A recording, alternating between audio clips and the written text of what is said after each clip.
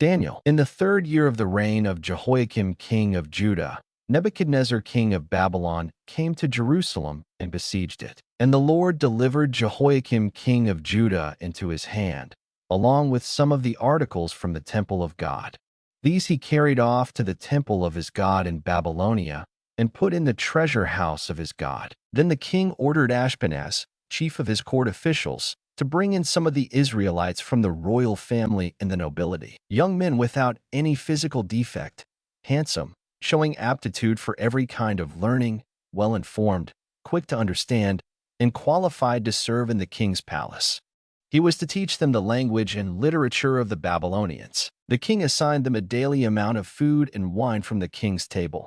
They were to be trained for 3 years, and after that they were to enter the king's service. Among these were some from Judah: Daniel, Hananiah, Mishael, and Azariah. The chief official gave them new names. To Daniel, the name Belteshazzar; to Hananiah, Shadrach; to Mishael, Meshach; and to Azariah, Abednego. But Daniel resolved not to defile himself with the royal food and wine, and he asked the chief official for permission not to defile himself this way. Now God had caused the official to show favor and sympathy to Daniel. But the official told Daniel, "I am afraid of my lord the king, who has assigned your food and drink. Why should he see you looking worse than the other young men your age? The king would then have my head because of you." Daniel then said to the guard whom the chief official had appointed over Daniel, Hananiah, Mishael, and Azariah, "Please test your servants for 10 days. Give us nothing but vegetables to eat and water to drink. Then compare our appearance with that of the young men who eat the royal food, and treat your servants in accordance with what you see." So he agreed to this and tested them for 10 days. At the end of the 10 days, they looked healthier and better nourished than any of the young men who ate the royal food. So the guard took away their choice food and the wine they were to drink and gave them vegetables instead. To these 4 young men God gave knowledge and understanding of all kinds of literature and learning. And Daniel could understand visions and dreams of all kinds. At the end of the time set by the king to bring them in, the chief official presented them to Nebuchadnezzar. The king talked with them, and he found none equal to Daniel, Hananiah, Mishael, and Azariah.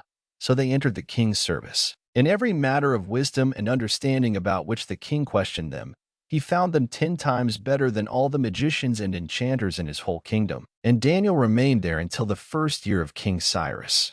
In the 2nd year of his reign, Nebuchadnezzar had dreams. His mind was troubled, and he could not sleep. So the king summoned the magicians, enchanters, sorcerers, and astrologers to tell him what he had dreamed. When they came in and stood before the king, he said to them, "I have had a dream that troubles me, and I want to know what it means." Then the astrologers answered the king in Aramaic, "O king, live forever. Tell your servants the dream, and we will interpret it." The king replied to the astrologers, "This is what I have firmly decided. If you do not tell me what my dream was and interpret it, I will have you cut into pieces and your houses turned into piles of rubble. But if you tell me the dream and explain it, you will receive from me gifts and rewards and great honor.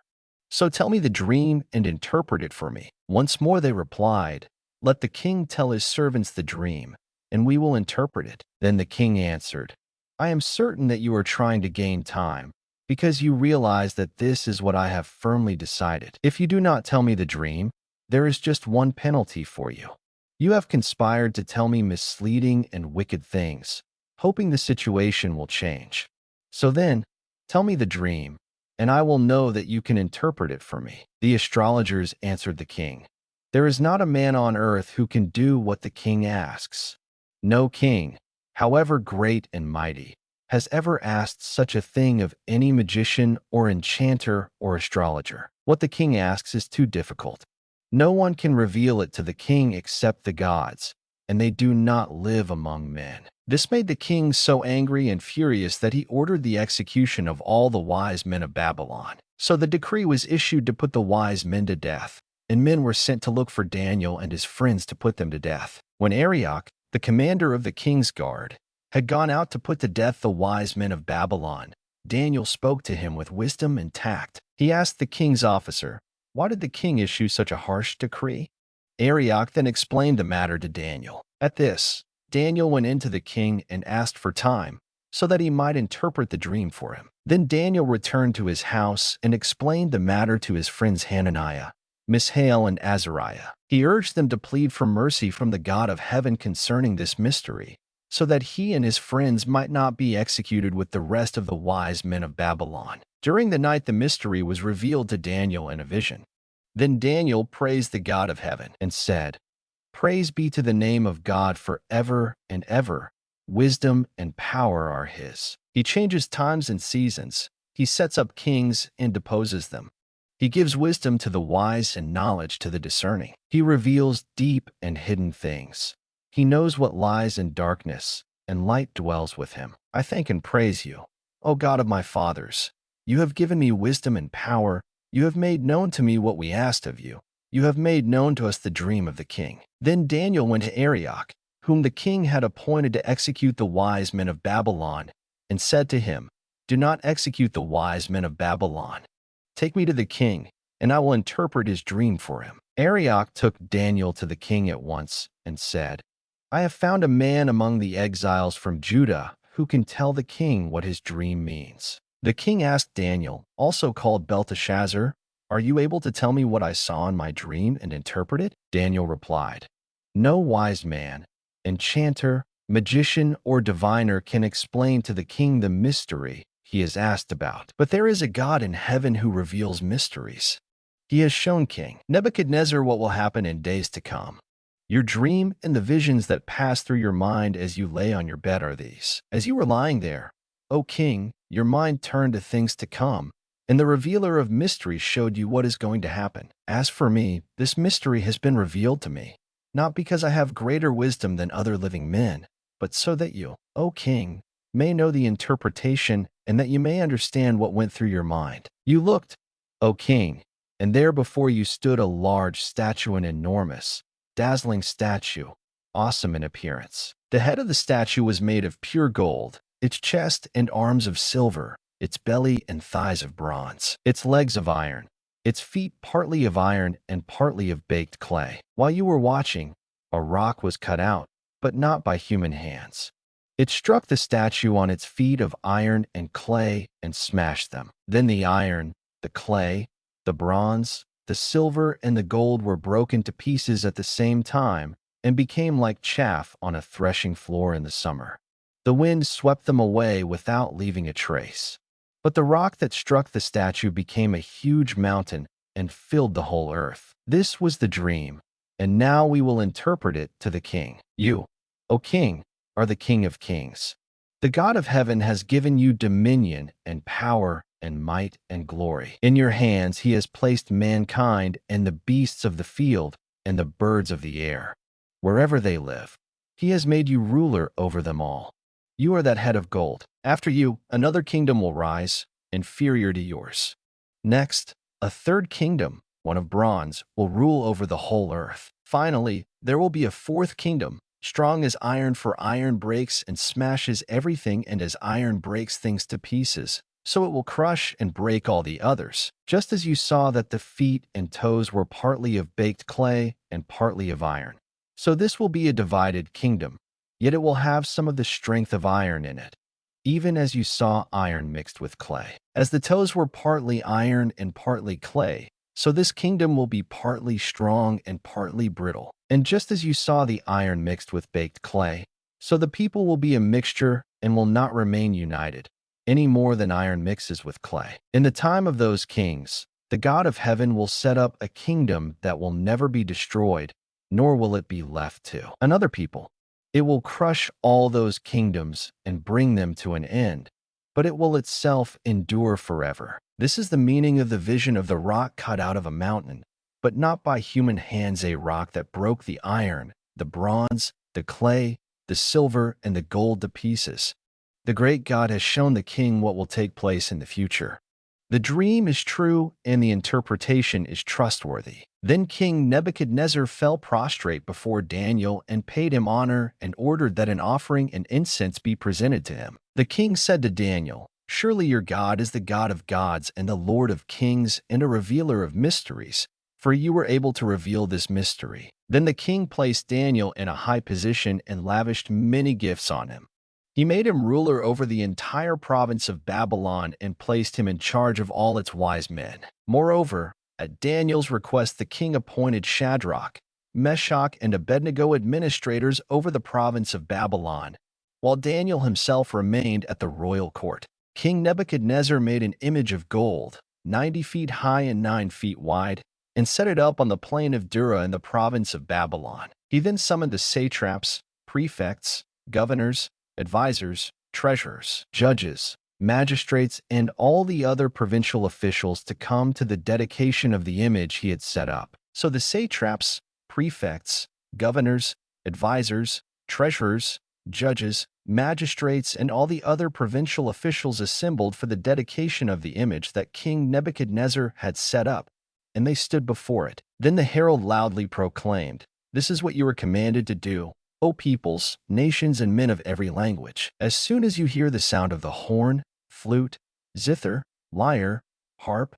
pipes, and all kinds of music, you must fall down and worship the image of gold that King Nebuchadnezzar has set up. Whoever does not fall down and worship will immediately be thrown into a blazing furnace." Therefore, as soon as they heard the sound of the horn, flute, zither, lyre, harp, and all kinds of music, all the peoples, nations, and men of every language fell down and worshipped the image of gold that King Nebuchadnezzar had set up. At this time, some astrologers came forward and denounced the Jews. They said to King Nebuchadnezzar, "O king, live forever. You have issued a decree, O king, that everyone who hears the sound of the horn, flute, zither, lyre, harp, pipes, and all kinds of music must fall down and worship the image of gold, and that whoever does not fall down and worship will be thrown into a blazing furnace. But there are some Jews whom you have set over the affairs of the province of Babylon, Shadrach, Meshach, and Abednego, who pay no attention to you, O king. They neither serve your gods nor worship the image of gold you have set up." Furious with rage, Nebuchadnezzar summoned Shadrach, Meshach, and Abednego. So these men were brought before the king, and Nebuchadnezzar said to them, "Is it true, Shadrach, Meshach, and Abednego, that you do not serve my gods or worship the image of gold I have set up? Now when you hear the sound of the horn, flute, zither, lyre, harp, pipes, and all kinds of music, if you are ready to fall down and worship the image I made, very good. But if you do not worship it, you will be thrown immediately into a blazing furnace. Then what God will be able to rescue you from my hand?" Shadrach, Meshach, and Abednego replied to the king, "O Nebuchadnezzar, we do not need to defend ourselves before you in this matter. If we are thrown into the blazing furnace, the God we serve is able to save us from it, and he will rescue us from your hand, O king. But even if he does not, we want you to know, O king, that we will not serve your gods or worship the image of gold you have set up." Then Nebuchadnezzar was furious with Shadrach, Meshach, and Abednego, and his attitude toward them changed. He ordered the furnace heated 7 times hotter than usual, and commanded some of the strongest soldiers in his army to tie up Shadrach, Meshach, and Abednego and throw them into the blazing furnace. So these men, wearing their robes, trousers, turbans, and other clothes, were bound and thrown into the blazing furnace. The king's command was so urgent and the furnace so hot that the flames of the fire killed the soldiers who took up Shadrach, Meshach, and Abednego. And these 3 men, firmly tied, fell into the blazing furnace. Then King Nebuchadnezzar leaped to his feet in amazement and asked his advisors, "Weren't there 3 men that we tied up and threw into the fire?" They replied, "Certainly, O king." He said, "Look, I see 4 men walking around in the fire, unbound and unharmed, and the 4th looks like a son of the gods." Nebuchadnezzar then approached the opening of the blazing furnace and shouted, "Shadrach, Meshach, and Abednego, servants of the Most High God, come out. Come here." So Shadrach, Meshach, and Abednego came out of the fire, and the satraps, prefects, governors, and royal advisors crowded around them. They saw that the fire had not harmed their bodies, nor was a hair of their head singed. Their robes were not scorched, and there was no smell of fire on them. Then Nebuchadnezzar said, "Praise be to the God of Shadrach, Meshach, and Abednego, who has sent his angel and rescued his servants." They trusted in him and defied the king's command and were willing to give up their lives rather than serve or worship any god except their own God. Therefore, I decree that the people of any nation or language who say anything against the God of Shadrach, Meshach, and Abednego be cut into pieces and their houses be turned into piles of rubble, for no other God can save in this way. Then the king promoted Shadrach, Meshach, and Abednego in the province of Babylon. King Nebuchadnezzar, to the peoples, nations, and men of every language who live in all the world, may you prosper greatly. It is my pleasure to tell you about the miraculous signs and wonders that the Most High God has performed for me. How great are his signs, how mighty his wonders. His kingdom is an eternal kingdom. His dominion endures from generation to generation. I, Nebuchadnezzar, was at home in my palace, contented and prosperous. I had a dream that made me afraid.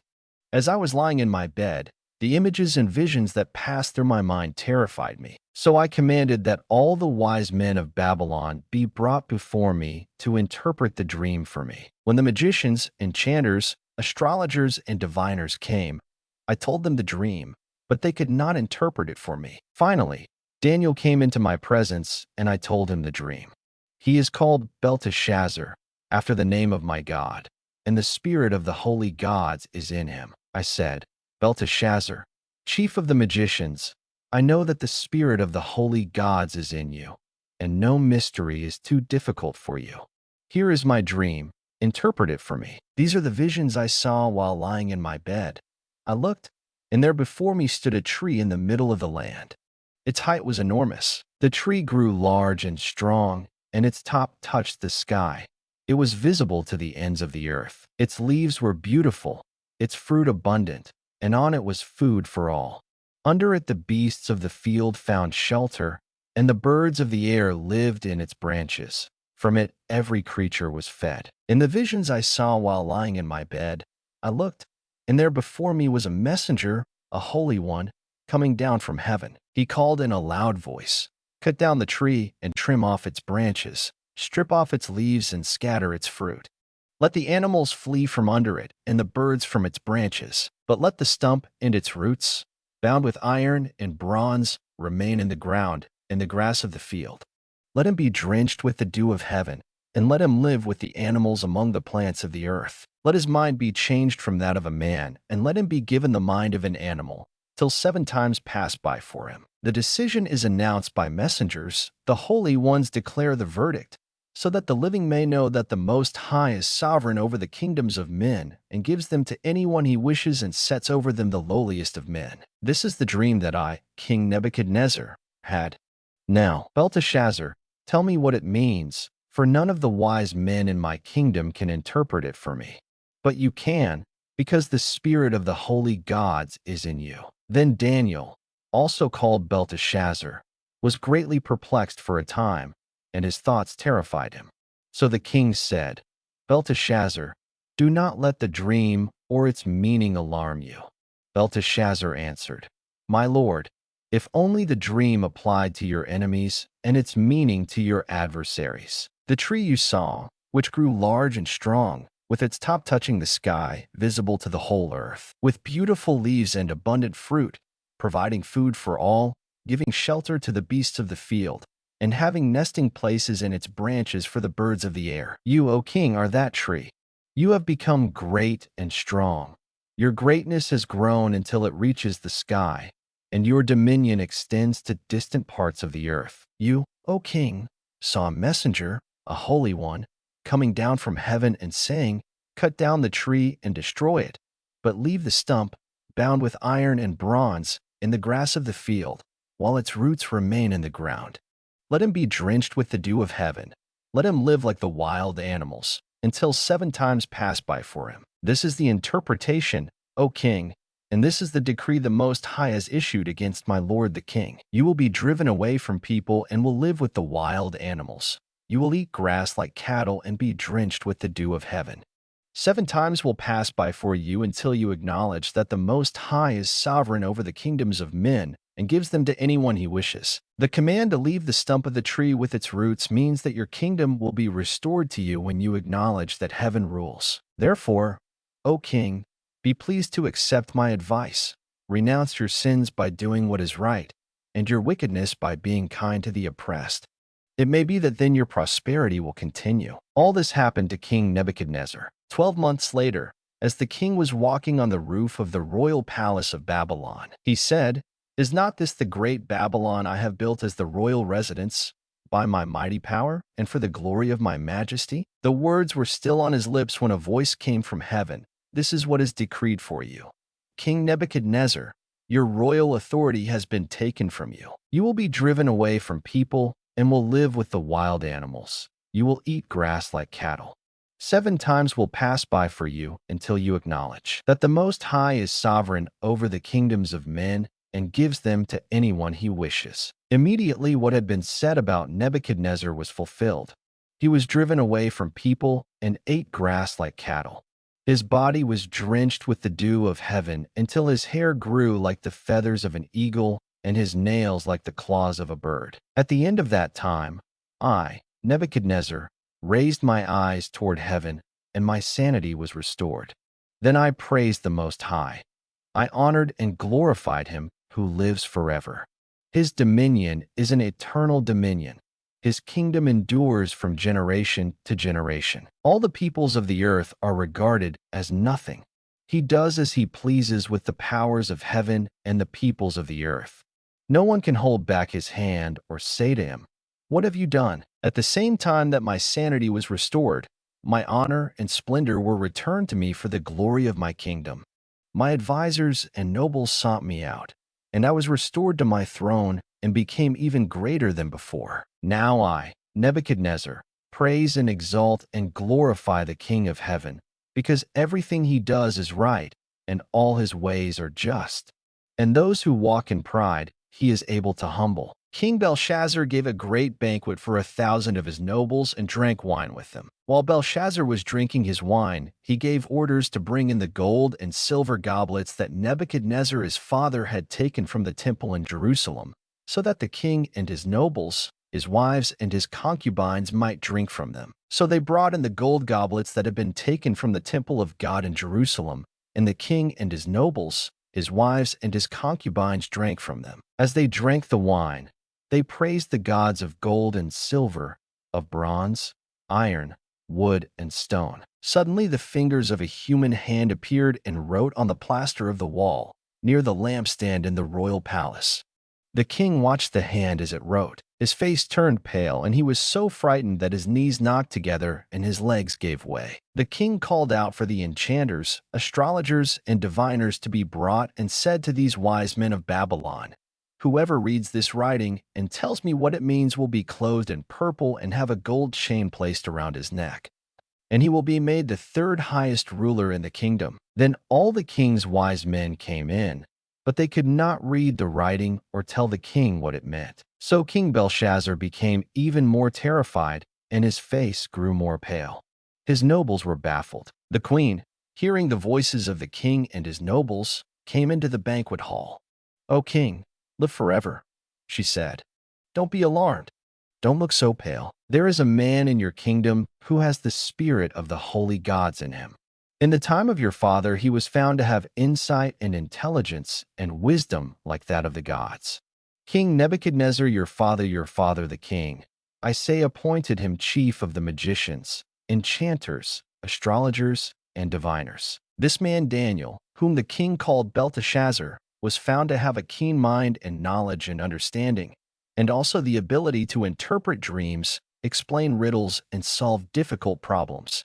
Call for Daniel, and he will tell you what the writing means." So Daniel was brought before the king, and the king said to him, "Are you Daniel, one of the exiles my father the king brought from Judah? I have heard that the spirit of the gods is in you, and that you have insight, intelligence, and outstanding wisdom. The wise men and enchanters were brought before me to read this writing and tell me what it means, but they could not explain it. Now I have heard that you are able to give interpretations and to solve difficult problems.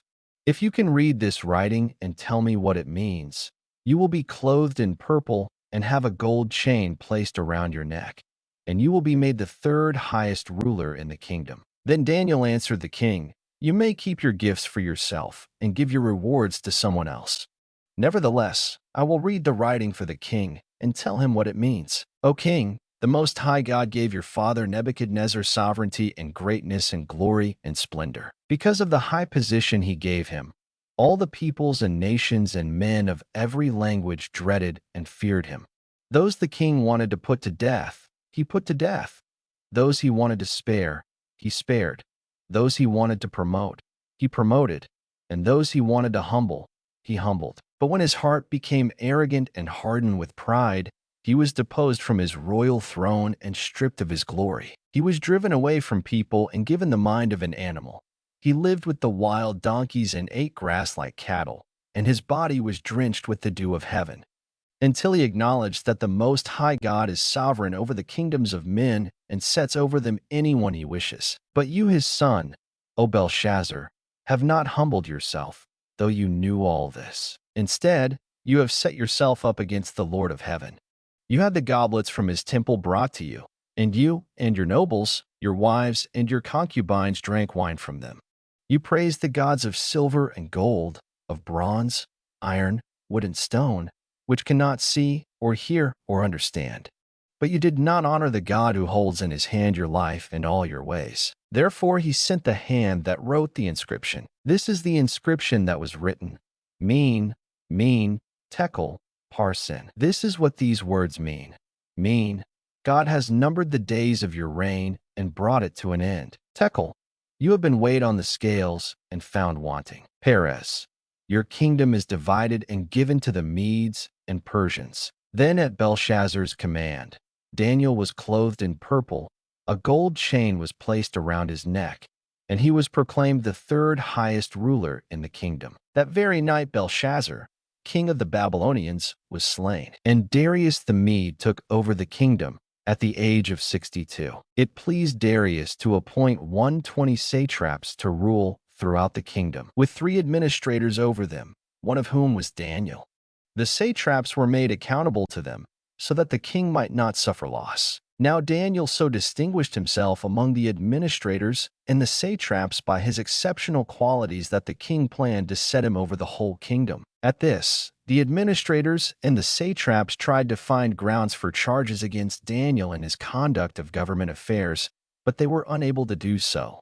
They could find no corruption in him, because he was trustworthy and neither corrupt nor negligent. Finally, these men said, "We will never find any basis for charges against this man Daniel unless it has something to do with the law of his God." So the administrators and the satraps went as a group to the king and said, "O King Darius, live forever." The royal administrators, prefects, satraps, advisors, and governors have all agreed that the king should issue an edict and enforce the decree that anyone who prays to any god or man during the next 30 days, except to you, O king, shall be thrown into the lion's den. Now, O king, issue the decree and put it in writing so that it cannot be altered in accordance with the laws of the Medes and Persians, which cannot be repealed. So King Darius put the decree in writing. Now when Daniel learned that the decree had been published, he went home to his upstairs room where the windows opened toward Jerusalem. 3 times a day he got down on his knees and prayed, giving thanks to his God, just as he had done before. Then these men went as a group and found Daniel praying and asking God for help. So they went to the king and spoke to him about his royal decree. "Did you not publish a decree that during the next 30 days anyone who prays to any god or man except to you, O king, would be thrown into the lion's den?" The king answered, "The decree stands in accordance with the laws of the Medes and Persians, which cannot be repealed." Then they said to the king, "Daniel, who is one of the exiles from Judah, pays no attention to you, O king, or to the decree you put in writing. He still prays 3 times a day." When the king heard this, he was greatly distressed. He was determined to rescue Daniel and made every effort until sundown to save him. Then the men went as a group to the king and said to him, "Remember, O king, that according to the law of the Medes and Persians no decree or edict that the king issues can be changed." So the king gave the order, and they brought Daniel and threw him into the lion's den. The king said to Daniel, "May your God, whom you serve continually, rescue you." A stone was brought and placed over the mouth of the den, and the king sealed it with his own signet ring and with the rings of his nobles, so that Daniel's situation might not be changed. Then the king returned to his palace and spent the night without eating and without any entertainment being brought to him. And he could not sleep. At the first light of dawn, the king got up and hurried to the lion's den. When he came near the den, he called to Daniel in an anguished voice, "Daniel, servant of the living God, has your God, whom you serve continually, been able to rescue you from the lions?" Daniel answered, "O king, live forever. My God sent his angel, and he shut the mouths of the lions. They have not hurt me, because I was found innocent in his sight. Nor have I ever done any wrong before you, O king." The king was overjoyed and gave orders to lift Daniel out of the den. And when Daniel was lifted from the den, no wound was found on him, because he had trusted in his God. At the king's command, the men who had falsely accused Daniel were brought in and thrown into the lion's den, along with their wives and children. And before they reached the floor of the den, the lions overpowered them and crushed all their bones. Then King Darius wrote to all the peoples, nations, and men of every language throughout the land, "May you prosper greatly. I issue a decree that in every part of my kingdom people must fear and reverence the God of Daniel. For he is the living God, and he endures forever. His kingdom will not be destroyed. His dominion will never end. He rescues and he saves. He performs signs and wonders in the heavens and on the earth. He has rescued Daniel from the power of the lions." So Daniel prospered during the reign of Darius and the reign of Cyrus the Persian. In the first year of Belshazzar, king of Babylon, Daniel had a dream, and visions passed through his mind as he was lying on his bed. He wrote down the substance of his dream. Daniel said, "In my vision at night I looked, and there before me were the four winds of heaven churning up the great sea. For great beasts, each different from the others, came up out of the sea. The first was like a lion, and it had the wings of an eagle. I watched until its wings were torn off, and it was lifted from the ground so that it stood on 2 feet like a man, and the heart of a man was given to it. And there before me was a second beast, which looked like a bear. It was raised up on one of its sides, and it had 3 ribs in its mouth between its teeth. It was told, 'Get up and eat your fill of flesh.' After that, I looked, and there before me was another beast, one that looked like a leopard. And on its back it had 4 wings like those of a bird. This beast had 4 heads, and it was given authority to rule. After that, in my vision at night I looked, and there before me was a 4th beast, terrifying and frightening and very powerful. It had large iron teeth. It crushed and devoured its victims and trampled underfoot whatever was left. It was different from all the former beasts, and it had 10 horns. While I was thinking about the horns, there before me was another horn, a little one, which came up among them, and 3 of the first horns were uprooted before it. This horn had eyes like the eyes of a man and a mouth that spoke boastfully. As I looked, thrones were set in place, and the Ancient of Days took his seat. His clothing was as white as snow. The hair of his head was white like wool. His throne was flaming with fire, and its wheels were all ablaze. A river of fire was flowing, coming out from before him. Thousands upon thousands attended him. 10,000 times 10,000 stood before him. The court was seated, and the books were opened. Then I continued to watch because of the boastful words the horn was speaking. I kept looking until the beast was slain and its body destroyed and thrown into the blazing fire. The other beasts had been stripped of their authority, but were allowed to live for a period of time. In my vision at night I looked, and there before me was one like a son of man, coming with the clouds of heaven. He approached the Ancient of Days and was led into his presence. He was given authority, glory, and sovereign power.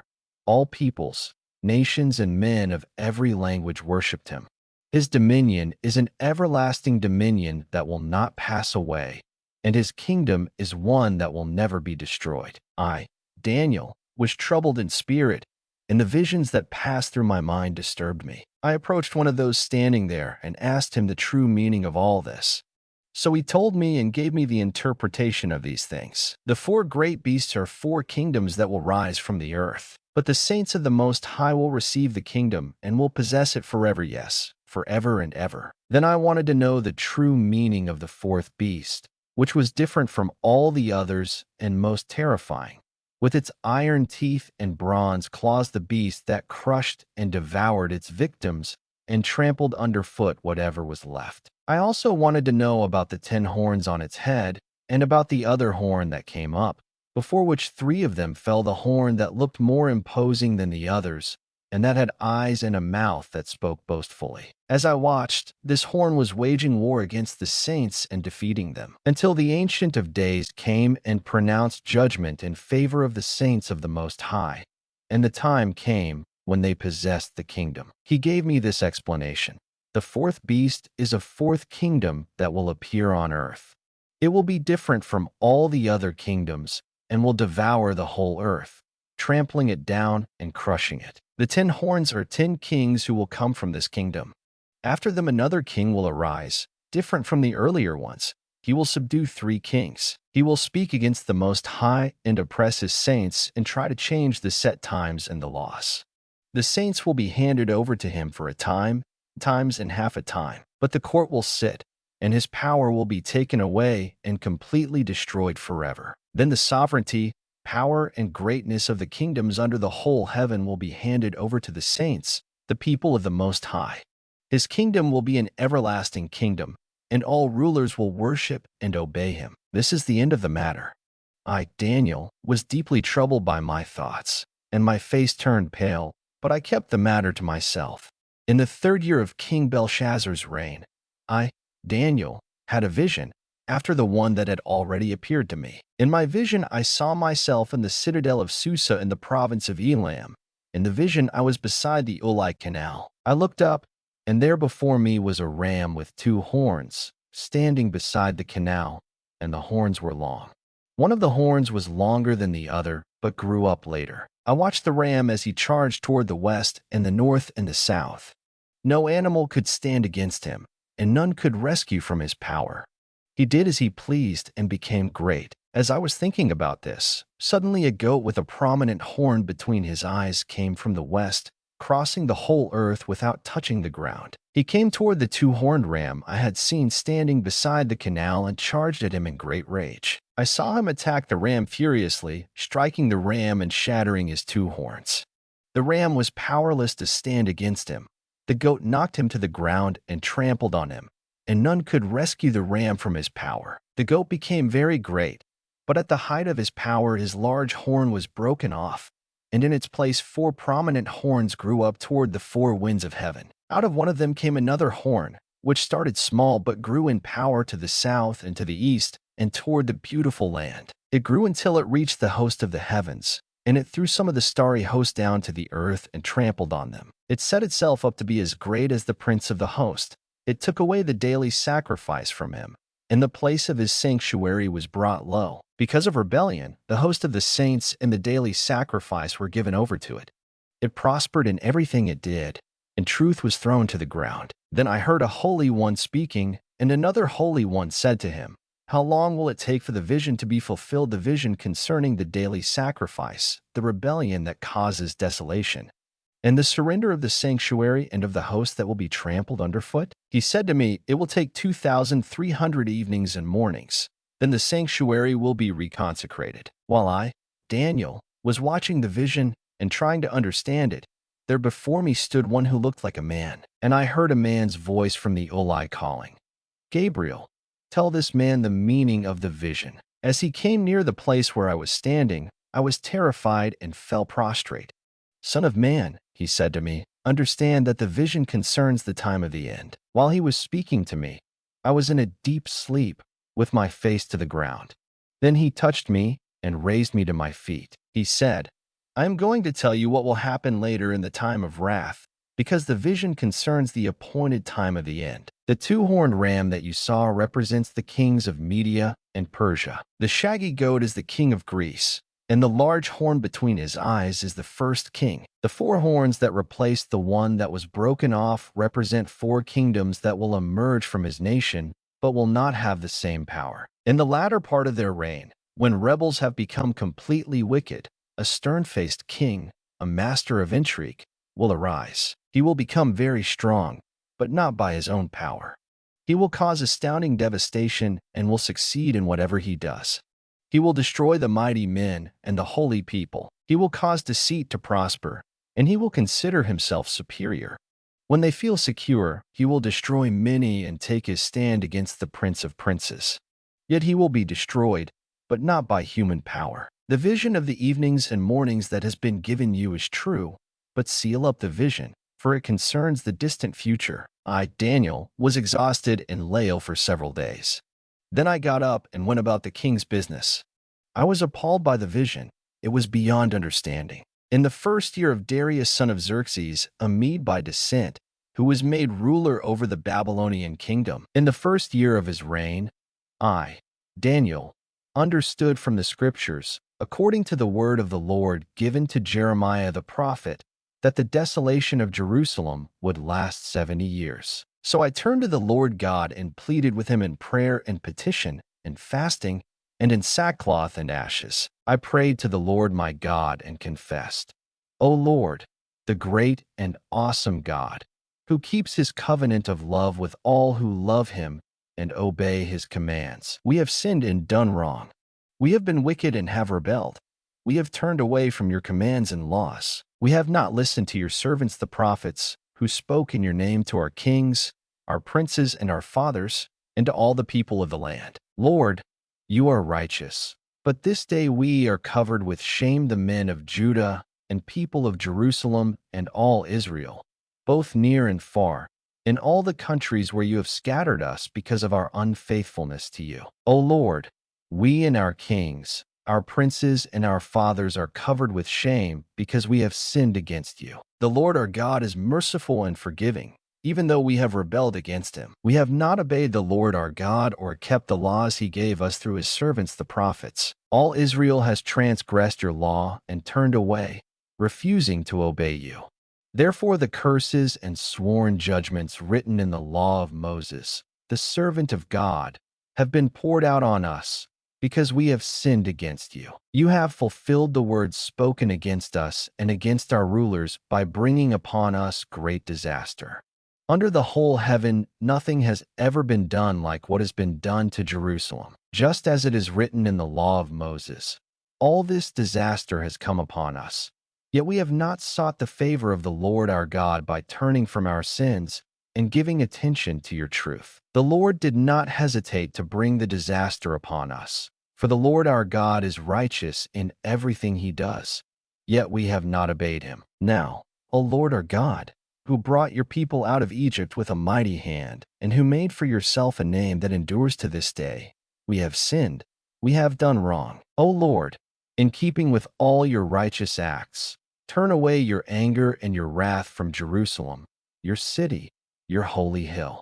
Our sins and the iniquities of our fathers have made Jerusalem and your people an object of scorn to all those around us. Now, our God, hear the prayers and petitions of your servant.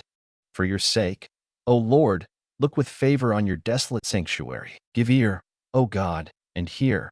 Open your eyes and see the desolation of the city that bears your name. We do not make requests of you because we are righteous, but because of your great mercy. O Lord, listen. O Lord, forgive. O Lord, hear and act. For your sake, O my God, do not delay, because your city and your people bear your name. While I was speaking and praying, confessing my sin and the sin of my people Israel, and making my request to the Lord my God for his holy hill. While I was still in prayer, Gabriel, the man I had seen in the earlier vision, came to me in swift flight about the time of the evening sacrifice. He instructed me and said to me, Daniel, I have now come to give you insight and understanding. As soon as you began to pray, an answer was given, which I have come to tell you, for you are highly esteemed. Therefore, consider the message and understand the vision. 77s are decreed for your people and your holy city to finish transgression, to put an end to sin, to atone for wickedness, to bring in everlasting righteousness, to seal up vision and prophecy, and to anoint the most holy. Know and understand this. From the issuing of the decree to restore and rebuild Jerusalem until the Anointed One, the ruler, comes, there will be 7 sevens and 62 sevens. It will be rebuilt with streets and a trench, but in times of trouble. After the 62 sevens, the Anointed One will be cut off and will have nothing. The people of the ruler who will come will destroy the city and the sanctuary. The end will come like a flood. War will continue until the end, and desolations have been decreed. He will confirm a covenant with many for 1/7. In the middle of the 7, he will put an end to sacrifice and offering.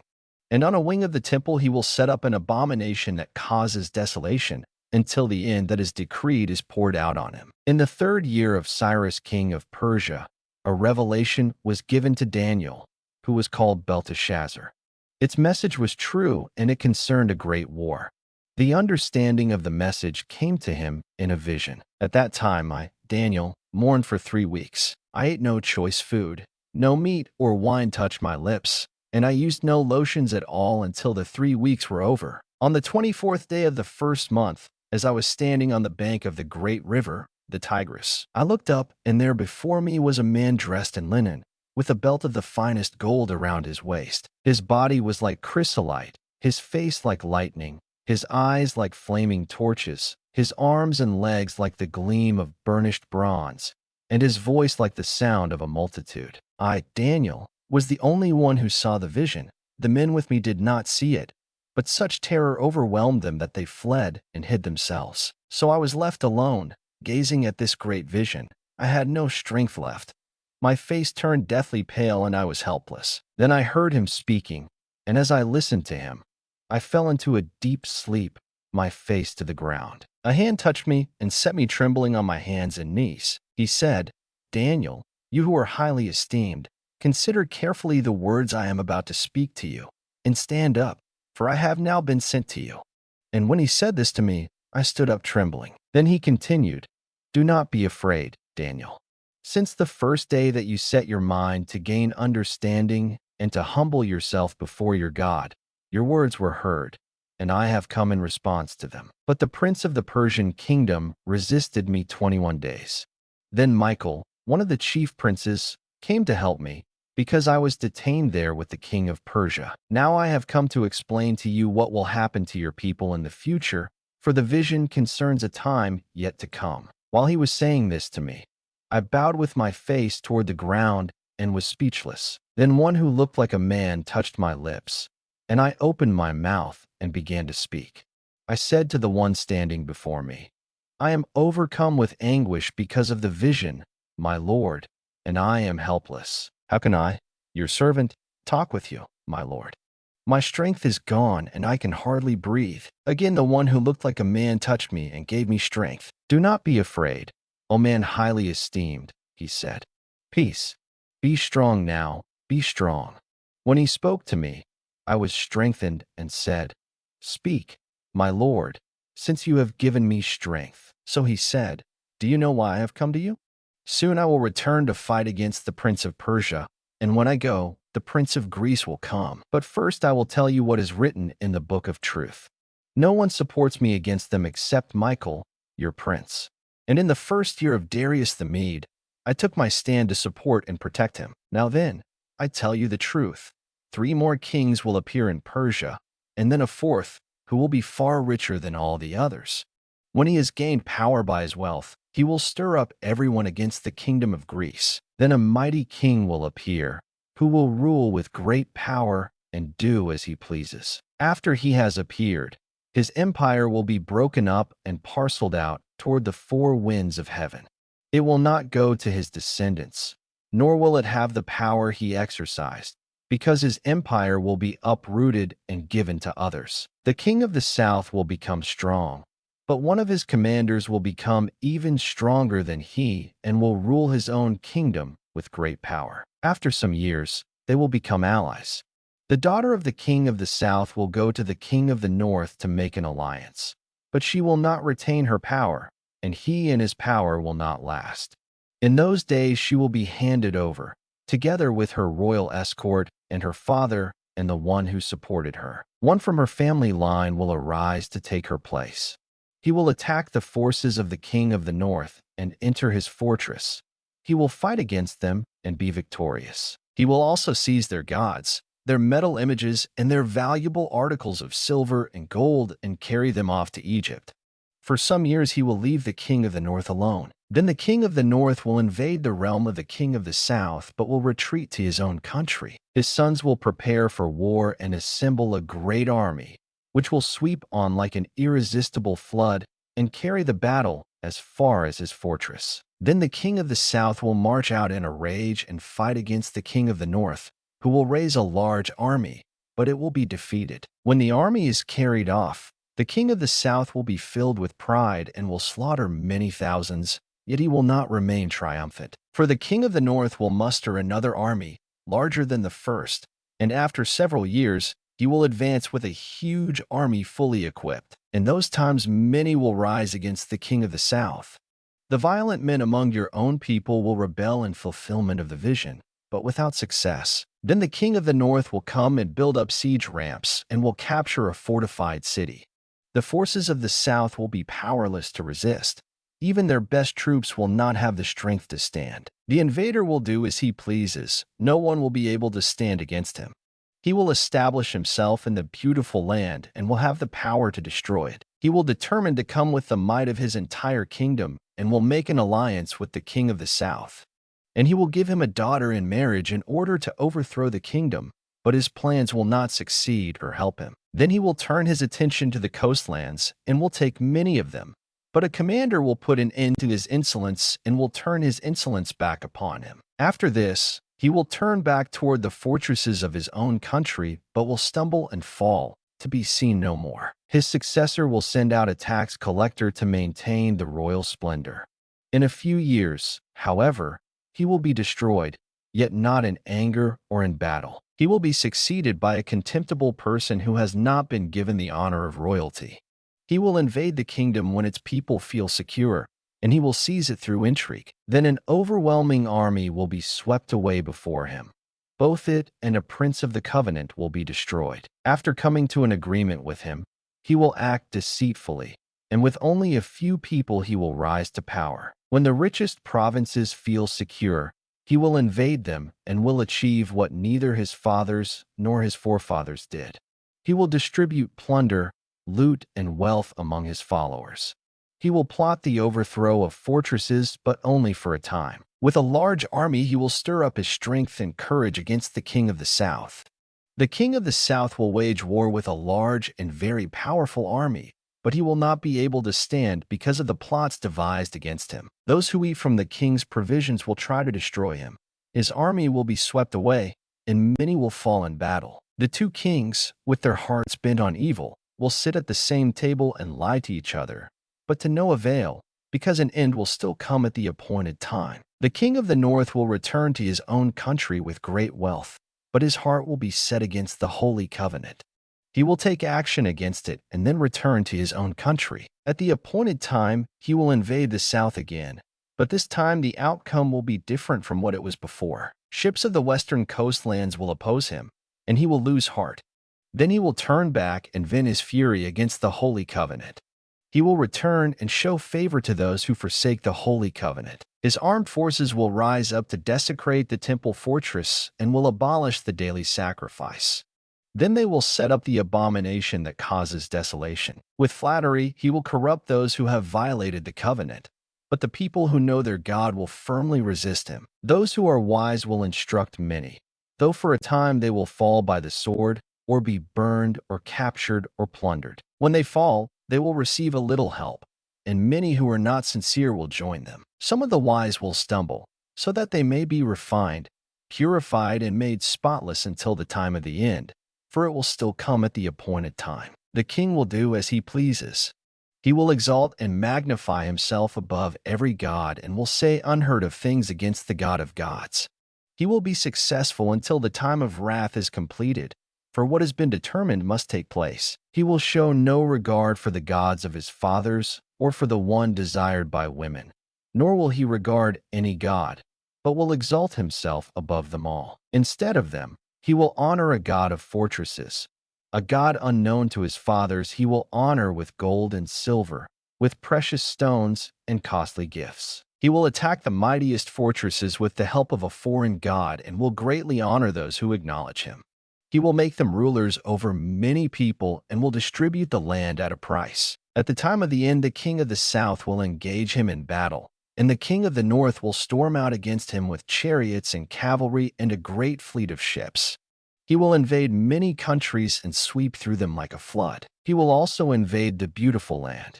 Many countries will fall, but Edom, Moab, and the leaders of Ammon will be delivered from his hand. He will extend his power over many countries. Egypt will not escape. He will gain control of the treasures of gold and silver and all the riches of Egypt, with the Libyans and Nubians in submission. But reports from the east and the north will alarm him, and he will set out in a great rage to destroy and annihilate many. He will pitch his royal tents between the seas at the beautiful holy mountain. Yet he will come to his end, and no one will help him. At that time, Michael, the great prince who protects your people, will arise. There will be a time of distress such as has not happened from the beginning of nations until then.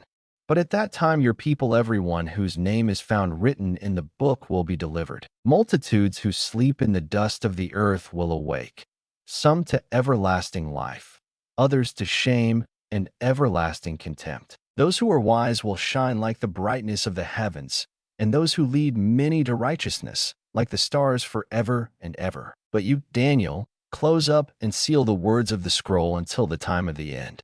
Many will go here and there to increase knowledge. Then I, Daniel, looked, and there before me stood two others, one on this bank of the river and one on the opposite bank. One of them said to the man clothed in linen, who was above the waters of the river, "How long will it be before these astonishing things are fulfilled?" The man clothed in linen, who was above the waters of the river, lifted his right hand and his left hand toward heaven, and I heard him swear by him who lives forever, saying, "It will be for a time, times and half a time. When the power of the holy people has been finally broken, all these things will be completed." I heard, but I did not understand. So I asked, "My Lord, what will the outcome of all this be?" He replied, "Go your way, Daniel, because the words are closed up and sealed until the time of the end. Many will be purified, made spotless and refined, but the wicked will continue to be wicked. None of the wicked will understand, but those who are wise will understand. From the time that the daily sacrifice is abolished and the abomination that causes desolation is set up, there will be 1,290 days. Blessed is the one who waits for and reaches the end of the 1,335 days. As for you, go your way till the end. You will rest, and then at the end of the days you will rise to receive your allotted inheritance.